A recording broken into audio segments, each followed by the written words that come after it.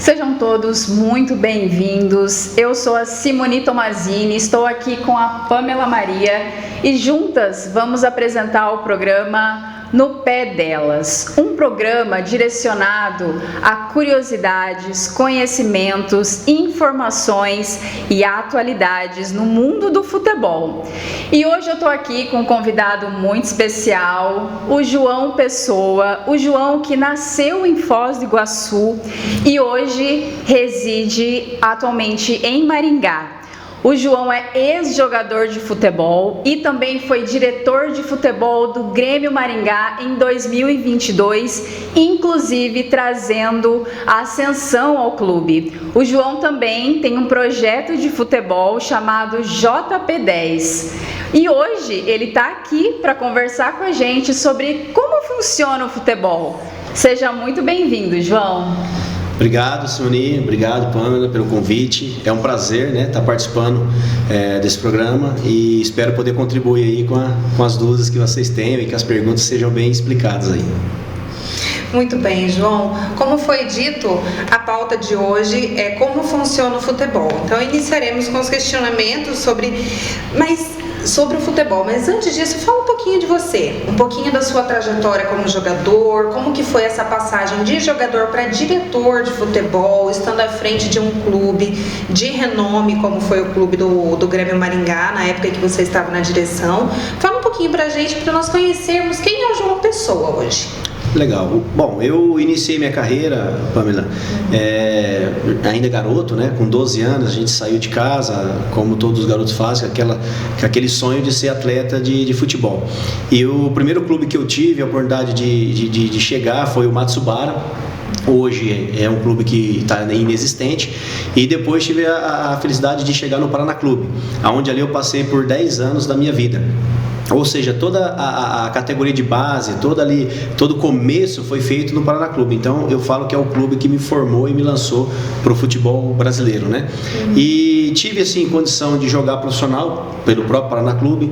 Depois joguei pelo Grêmio, o Grêmio de Maringá, pelo Londrina, Mogi Mirim, Caldense, América Mineiro, enfim, passei em alguns clubes, onde tive felicidade de ser campeão. E, enfim, encerrei a carreira em 2008, quando aí parei, vim para residir em Maringá, me casei, tive os filhos, e aí a gente entrou nesse projeto do Grêmio, nesse resgate. A gente sabia que o Grêmio estava passando por um processo de volta, e a gente fez ali algumas reuniões com algumas pessoas e encabeçamos um projeto de resgatar o clube. Como você mencionou, um clube de camisa forte, um clube de tradição, e eu conhecendo a cidade, conhecendo o clube, a gente apostou toda essa energia que a gente conseguiria trazer o clube novamente.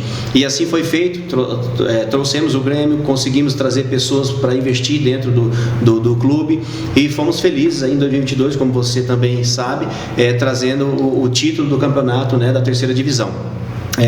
Então para nós foi um sonho realizado, foi um começo bacana. Não tinha eu essa pretensão de ser diretor, mas aí naquele momento coube a mim e falou: olha, você consegue ficar à frente do clube? A gente já estava nesse movimento. Eu falei: não, até quero e com prazer, porque era um desafio, e desafio a gente gosta, mas deu tudo certo. Então a gente só tem a agradecer pelos bons momentos que passamos ali junto com o pessoal do Grêmio. Foram ótimos momentos, João? Nossa, marcante, Legal. E você comentou aí sobre desafios, Aproveitando, eu te pergunto, João, quais os desafios que você enfrentou? O jogador de futebol, Simone, ele tem vários desafios. O primeiro é o psicológico, que você precisa entender, se você vai conseguir conquistar o teu objetivo. Então, dentro do mercado hoje, do esporte, do futebol, vamos falar assim, a gente tem muito medo, do que vai dar certo ou não. E comigo não foi diferente. Eu tive muito assim situações que eu falei: acho que não vou conseguir, acho que não vai dar. Mas aí você tem a base que te envolve e que te joga para cima, que é a família. Então eu tive pais, tive esposa que sempre me colocou para cima, filhos que me ajudaram, e isso motivou a eu seguir minha carreira e conseguir realizar ela e ser um jogador de futebol profissional. Muito bem. Nós conhecemos toda a sua história, João. Parabéns por todo esse caminho que você trilhou e hoje nós temos o privilégio de ter você aqui com a gente para dar esse esclarecimento para o pessoal que está nos acompanhando. Então vamos passar para o tema futebol. Como funciona o futebol? A primeira questão é: como é composta um time de futebol? Qual a necessidade dela? Pamela, o futebol, ele ainda mais hoje no mercado atual, ele está hoje muito bem estruturado. Você precisa ter uma estrutura diferente do que, vamos dizer, até na minha época, quando a gente começou. Mas basicamente hoje, para você ter hoje um elenco, um clube, vamos dizer assim, da parte operacional, você precisa ter hoje uma comissão técnica, né? Seja ela composta por um treinador, né? Um auxiliar técnico, um preparador físico, um preparador de goleiro, a gente hoje ainda fala um massagista e às vezes até um fisioterapeuta e um médico. Então esse é um cenário primário do que a gente precisa de base para ter um elenco de futebol. E lógico que a gente precisa ter as peças que são os jogadores. Se você me permitir, eu falo que hoje um elenco de um time profissional, geralmente ele se monta aí entre 26 jogadores até 32. Por quê? Porque depende da sequência da competição ou da extensão dela, precisa ter peças de reposição. Então hoje precisa de um quadro desse número de atletas para você ter hoje um time de futebol profissional. Isso falando da parte operacional ali. E logicamente que depois a gente tem a parte, a gente fala assim que é o extracampo, né? Que daí são os diretores, né? Você precisa ter um presidente, você precisa ter um diretor, um conselheiro, enfim, um assessor de imprensa, enfim, você precisa ter uma infinidade de pessoas ali, psicólogo, para ajudar a que essa engrenagem funcione, né? E eu até digo hoje, vivendo a experiência em 2022, que o extracampo hoje, eu vou falar assim, até vou dar um número aqui, ele representa praticamente aí quase 30% ou mais do que se acontece dentro do futebol. Se você falar assim, mas e os outros 70%? Você vai dividir entre individual de cada um, parte da comissão técnica, parte da preparação física, mas eu digo que o extracampo hoje, o suporte que se é dado, né, é muito grande para que a coisa seja concretizada lá na frente.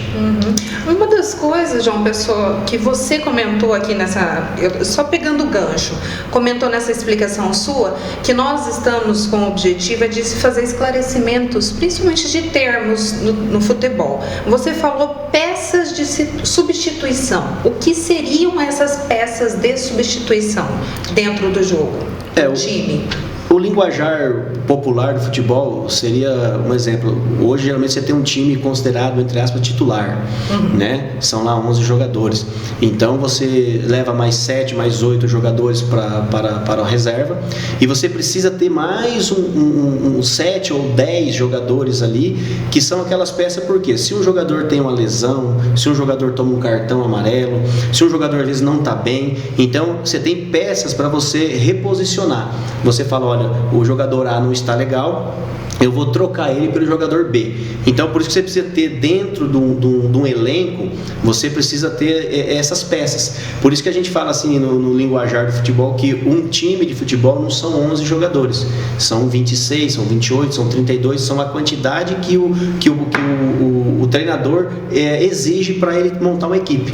Então, essas peças de reposição são aqueles jogadores que eles estão no grupo, fazem parte do elenco e estão esperando as oportunidades para eles poderem vir e a hora que entrar para jogar, mostrar o seu resultado, o seu valor, enfim, e se firmar. Cada um quer se firmar dentro da posição e do cenário que está vivendo, né? Sim. Você falou aí da importância do extracampo, né? A gente pode falar que o centro de treinamento é um extracampo. Fala pra gente um pouquinho, João, qual a importância de um centro de treinamento? Simone, isso é um detalhe bem bacana, porque assim, hoje, atualmente, os clubes estão investindo muito nesse sistema. Porque se você olhar hoje qual é a finalidade de um centro de treinamento, primeiro que é a melhor formação e a melhor adaptação para o atleta vivendo dentro de um cenário onde ele respira e ele vive o campo, o clube. Então, quando o clube tem essa estrutura de dar para ele esse cenário, você consegue ter um bom campo para treinar com dimensões exatas, você tem ali uma boa academia que vai dar esse suporte físico para esse atleta. Você tem ali a parte de fisioterapia, que se tiver uma lesão, ou até para prevenir, hoje se fala muito em prevenção de lesão, né, que são os problemas que os jogadores enfrentam. Então, quando você tem uma estrutura de um centro de treinamento, você consegue ter esses parâmetros e esses departamentos para que o atleta ele possa ser extraído o máximo dele. Porque eu digo sempre assim, se você quer cobrar de um atleta, você precisa dar a condição para ele ser cobrado.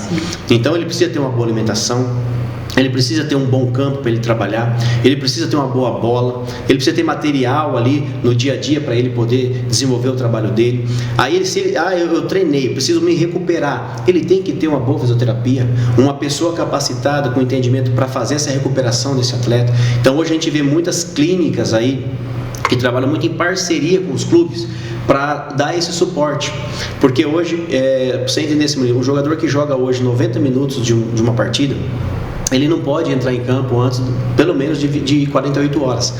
A parte muscular não dá esse direito para ele acontecer.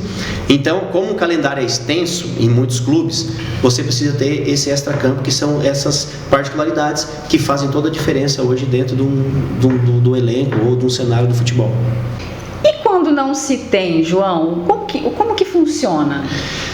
Simone, aí eu digo para você que é aquele ditado, é o que tem para hoje, né? Mas se você não tem um centro de treinamento, é um trabalho mais árduo, porque como a gente falou agora há pouco, todo esse processo que se precisa ser feito, você começa a ter que terceirizar tudo isso. E quando você se terceiriza tudo isso, você tem um gasto a mais. Vamos dar um exemplo. Se você não tem uma fisioterapia no seu centro de treinamento, você precisa dela dentro do cenário de futebol. Então você tem que ser terceirizado.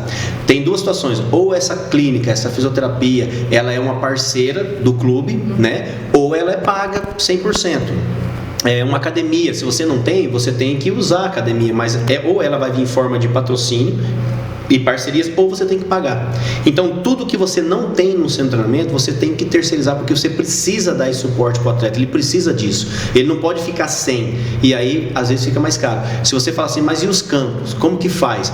Aí você tem que recorrer a prefeituras, né? a alguns sindicatos que tem dentro das cidades, né? Alguns clubes, e aí você tem que fazer parcerias para você usar esse ambiente para você poder deixar o pessoal para trabalhar, para treinar, né? Então tem essa dificuldade, por isso que hoje muitos clubes, eu volto a dizer, estão investindo muito em centro de treinamento, porque ali é como você, eu falo assim, ali é a galinha dos ovos de ouro. Você vai, desde a base, você vai filtrar o jogador ali até ele chegar no profissional. A extração é muito grande e o rendimento que se tem sobre isso, a colheita que se tem é muito rápida e muito grande. Então, se você não tem um centro de treinamento hoje, é difícil. Mas a gente sabe que muitos clubes não têm, né? Porque custa muito dinheiro para a gente ter um centro de treinamento de excelência, né? Sim, entendi. E você falando, agora você comentou sobre a base, né? A importância da base. É necessário, é fundamental, é obrigatório que um time profissional, para ele estar em um campeonato, ele tenha suas equipes de base, tipo sub-20, sub-15, sub-20, tenha essas equipes de base, ou só o profissional é suficiente? Como que funciona esse sequenciamento de jogadores para poder fazer a captação? Pamela, veja bem, hoje, vamos se falar da Federação Paranaense de Futebol, mas isso em todos, é uma exigência, é uma obrigatoriedade o clube disputar uma categoria de base no campeonato estadual. Um exemplo, se você está disputando o campeonato estadual do profissional, é certeza que aquela equipe já disputou uma categoria de base. Exige que uma categoria só apenas. Se você pode ter lá o sub-15, o sub-17, o sub-20, não é obrigatório você disputar as três, mas você precisa disputar uma. Agora, se você olhar pelo lado do que é bom e o que não é para o clube, eu digo para você assim, eu não consigo ver hoje um clube sem uma categoria de base. Por quê? Porque ali é onde é o seu celeiro, é ali que você está plantando apostando todas as suas fichas para você colher os frutos lá na frente. Ou seja, você vê em time grande hoje, muito se fala assim, o jogador é da base e já está jogando pelo profissional. Vamos falar de um caso hoje que é uma realidade para nós, é o caso do Hendrick. do Palmeiras. Sim. Você vê, é um jogador que o Palmeiras pegou numa base, trabalhou esse jogador, e aí tem todo, como eu falei para a Simone, o extra-campo para preparar esse jogador, para na hora certa soltar ele dentro de uma situação que ele não vai voltar mais. Aí qual que é a situação? É só lucratividade para o clube, porque o clube precisa desse lucro, ele precisa vender o jogador. Se é por muito dinheiro, por pouco, não sei, mas ele precisa ter a base. Então, assim, não vejo hoje uma situação de um clube não ter uma base, mas uma base, que eu digo, uma base com excelência. Como nós falamos agora há pouco, para me cobrar de um jogador de base, eu preciso dar todo o suporte para ele, porque além de querer ser um jogador, ali nós temos um ser humano, nós temos uma pessoa que nós estamos lidando com sonhos, com emoções, com sentimentos, sabe, dos processos que cada um passa dentro do entorno familiar, porque senão ele não vai me render dentro de campo. E aí como é que eu vou cobrar? Eu vou querer tirar leite de pedra? Não vai dar certo. Então a base hoje ela é essencial até para a projeção futura próxima de um clube profissional. Então precisa existir esse vínculo, base e o profissional. Tá, quando a gente fala base, só complementando rapidinho, quando a gente fala base, nós estamos falando do quê? Quando a gente fala base, a base são as categorias inferiores ao profissional. Seria lá, a gente chama lá de sub-10, até antes, né? Começa lá no sub-7, sub-8, sub-10, sub-12. São crianças que começam com 7, com 8 anos, com 10 anos, com 12, já performar uma ideia de querer ser jogador. Então, só para você entender, para o pessoal que tá nos vendo aí, o clube hoje, ele só pode colocar dentro de uma moradia do clube jogadores da base que tenham mais que 14 anos. Isso é porque é uma parte do Ministério Público, Conselho Tutelar, que não pode ser jogadores com 10 ou 11 anos ser alojado. Então tem todo esse cuidado. Então, antes desse termo, o que eles fazem? O clube tem as pontes, que eles têm os projetos, os polo, que eles vão captando esse jogador. Se trabalha esses jogadores nessas idades e conforme vão tendo desempenho, eles vão avançando categoria após categoria. A gente chama que é a escada do sucesso. Vai perfilando a escada até ele chegar ao profissional, que é o sonho de todo garoto, né? Aproveitando ainda esse tema, quais são os campeonatos, né, da categoria de base? Como que funciona, assim? Como aonde que eles jogam? Hoje o calendário hoje do futebol paranaense, a gente tem para as categorias sub-15, que são os garotos com 15 anos, com 17 anos, com 20 anos, eles têm o Campeonato Paranaense, que é um campeonato homologado pela Federação Paranaense de Futebol. Né? Fora isso, Simone, aí nós temos campeonatos paralelos, que a gente se diz, ou campeonatos não federados, campeonatos que às vezes são ligas regionais. Maringá tem uma liga hoje que faz um bom trabalho aqui, Londrina tem uma liga muito forte, né? Então são campeonatos terceirizados. Aí tem alguns sul-americanos que são criados geralmente no período de férias escolares, que são sempre em janeiro ou em junho, julho, na época das férias escolares. Então aí são campeonatos paralelos, mas campeonatos hoje, federados hoje, que dá para nós aí um vínculo junto à federação, é o Campeonato Paranaense, que é disputado todo ano aí pelas categorias de base da nossa região, né? E todas as categorias, sub-15, sub-20, sub-16, sub-17, né? Pamela, assim, o ideal é que todos disputassem, mas por conta até de um custo, né? Existe um custo para tudo isso. Geralmente você pega um clube, vamos dizer, vou dar um exemplo, o Grêmio, vamos falar do Grêmio.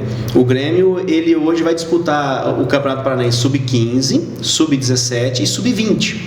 Então eles se terceirizaram essas categorias, ou seja, eles se dividiram para disputar. Mas como eu falei agora há pouco, nós precisamos que uma categoria obrigatoriamente dispute a competição. Mas a gente sabe que tudo gera custo. Então era bom que todo clube tivesse as 3 categorias disputando, até para você ver essa evolução. Mas às vezes não é possível pela condição financeira dos clubes, né? Falando em condições financeiras do clube, João, quais as necessidades materiais que um clube precisa para se desenvolver e trazer um funcionamento de acordo? Pamela, eu digo assim, se você falar hoje no atleta, a primeira coisa que ele precisa é a formação, vamos até falar um pouquinho difícil, a formação muscular, a formação psicológica. Então assim, primeiro você tem que ter uma boa alimentação, você tem que ter um quadro de uma boa alimentação, que isso custa muito para os clubes, hoje representa muito. A gente teve essa experiência junto ao Grêmio na época, E é um custo muito alto que um atleta tem. Uma alimentação adequada, uma suplementação. O que é uma suplementação? Às vezes o atleta A, ele precisa tomar uma certa vitamina que vai dar maior rendimento para ele. Então precisa que aquele atleta tome esse produto. Então isso gera um custo. Então isso são materiais que precisa. Aí você tem depois a parte que você precisa ter jogos de uniforme, chuteiras, bola, enfim, redes, elástico hoje, que os teraband que o pessoal faz muito. Então assim, é uma gama de produtos que tudo se precisa para alguma coisa. Você vai pegar lá, se você pegar falar assim, mas se você fosse elaborar um mix do que precisa, eu falo para você que passa de 100 itens. Então, mas hoje principalmente uma boa alimentação e um bom local para o atleta descansar, se recuperar, é a parte fundamental que você tem que dar para ele, para você poder resgatar dele alguma coisa de boa num futuro próximo aí. E você comentando, João, agora sobre recuperação, explica pra gente o que é uma recuperação passiva, porque se ouve muito esse termo. Agora, pós-treino, os jogadores vão entrar em recuperação. O que é essa recuperação? Porque nós podemos perceber que talvez a recuperação não seja só aquela ida para casa, aquele descanso, aquela deitada, aquele relaxamento, mas tem também todo o pós-treino que ele entra para essa recuperação passiva, que é o banho de água gelada, né, que toma banho água ali cheia de gelo, que misericórdia. A gente olha, assusta. E tem o pós com o fisioterapeuta. Explica pra gente como funciona essa recuperação passiva. Isso é assim, é um termo muito mais para a parte de fisioterapia médica, mas a gente entende assim, o que a gente acompanha que hoje uma recuperação passiva, ela faz parte sim desse primeiro momento acabou o jogo ou um treino, o atleta ele está num ambiente que traz tranquilidade e conforto para ele, seja ele no ambiente do lar dele, junto à família, ou seja no ambiente que ele mora. Por isso a importância de você dar um conforto para ele. Então ali já começa uma recuperação, porque vem a recuperação psicológica. Junto a isso você tem a recuperação muscular, que você tem que ter uma boa alimentação pós-jogo, por mais que a gente sabe que o atleta ele é um pouco descuidado, daí ele fala, treinei, eu já joguei, agora eu quero curtir, mas é interessante você ter uma boa alimentação para se recuperar, você tomar bastante líquido, você recorrer a algumas terapias que hoje o futebol está dando para essa oportunidade, como os recovery que o pessoal faz, a banheira de gelo, geralmente ela é uma recuperação muito rápida, porque ali a gente quebra todo o ácido lático da musculatura, então você se recupera muito rápido para o próximo dia, né? Então assim, mas eu ainda falo que a maior recuperação passiva é aquela que o atleta ele tem junto àquilo que traz prazer para ele. Acabou o treino, acabou o jogo, aonde eu estou? Estou num local agradável, estou num lugar que me traz conforto, que me traz paz, porque sabe aquele ditado que se a cabeça está tranquila, o corpo vai bem? Então a cabeça do atleta precisa estar leve. Por isso que eu volto a dizer que o extra-campo, seja para a categoria de base, seja para o profissional, ele é muito importante, porque é isso que faz o atleta ele se recuperar para o dia seguinte. É como eles falam a gíria do futebol, é matar um leão todo dia. Então ele precisa, você imagina, se você mencionar, matar um leão deve ser difícil, né? Mas você imagina, então, é um desgaste grande para matar um leão. Então você precisa se recuperar para o próximo dia. Exato. Sim, a gente sabe da pressão que um jogador tem dentro de campo e também, como bem mencionou várias vezes o João aqui, no extra-campo. E João, a gente sabe que quando você fala de futebol, o olho brilha, né? A gente percebe, e que se a gente fosse ficar aqui, a gente ficaria aqui horas e horas falando sobre futebol. E eu quero saber, assim, o que o futebol, nesse sentido, representou para você no passado, né? E representa hoje? Simoninha, eu até emociono bastante, porque o futebol, ele foi a minha vida, ou é a minha vida. Claro que a gente tem outras coisas que a gente faz, né, no dia a dia, mas você imagina um garoto que sai 12 anos de casa, né, aos 12 anos, longe de pai, longe da mãe, longe de viver a infância junto aos amigos, para você viver um sonho, e dentro desse percurso você encontrar várias dificuldades. Então o futebol, se você perguntar para todos que jogaram ou que viveram esse cenário, ele é um fator muito prazeroso, mas ao mesmo tempo assim, te traz muito assim, medo às vezes, porque você fala, será que vai conseguir? Será que eu vou conseguir? Mas o futebol me ensinou muitas coisas. O futebol me fez muitos amigos verdadeiros. O futebol traz amigos para você que não sei se é essa expressão, mas o mundo aí fora não traz uma amizade que traz o futebol, porque você convive com situações de pressão, com situações de dificuldade muito à flor da pele. Então você sempre tem um parceiro ali para conversar, para falar. Então isso dá uma conectividade muito grande. Então o futebol me ensinou muitas coisas, me libertou de muitas coisas. Eu falo para você que eu fui um vencedor. Aonde eu passei eu consegui ganhar títulos, eu consegui jogar, eu sei que eu fiz o meu melhor. Então hoje eu falo assim, o futebol ele fez e faz parte da minha vida. É uma pena que nós não conseguimos dar sequência num projeto que era o sonho da minha vida, que foi lá resgatar o clube, o Grêmio e seguir carreira, mas enfim, mas o que eu vivi lá foi muito acolhedor, foi muito prazeroso, e o futebol eu sou grato porque foi ele que me deu tudo que eu tenho hoje. Muito bem. Bom, finalizando então, eu gostaria de estar agradecendo aos nossos apoiadores, principalmente por nos auxiliar na evolução desse projeto No Pé Delas. É um sonho nosso que está se realizando agora e que vem com vários benefícios a diversas outras pessoas, porque o conhecimento que nós trazemos é algo que nunca mais vai se tirar da pessoa, uma vez adquirido, porque o futebol ele é um prazer. Sendo um prazer, ele vem trazendo todo esse peso junto. Então, os nossos parceiros, o Pajola, o próprio Pajola, o Rodrigo, da Pajola, na Noma Motors, Toyota, o Agostinho, o Robson, o pessoal que está todo ali com a gente o tempo todo, através desses patrocínios. A Singular Marcas e Patentes gostaria de agradecer fielmente ao Frank Ney Santana, que está apoiando muito o nosso projeto, e o Jornal Maringá, que este, No Pé Delas, é um projeto em união com a editora Dia a Dia do Jornal Maringá. Então agradecemos de coração imensamente todo esse apoio de vocês, e gostaria principalmente, João, de agradecer a sua presença aqui hoje. Nós sabemos da dificuldade de hoje você estar aqui.